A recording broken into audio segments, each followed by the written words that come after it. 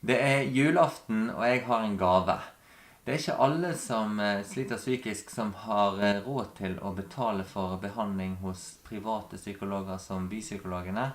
Derfor har jeg satt opp en enkel nettside som gir veiledning til hvor man finner gratis eller billig behandling, i tilfelle du eller noen du kjenner skulle trenge det.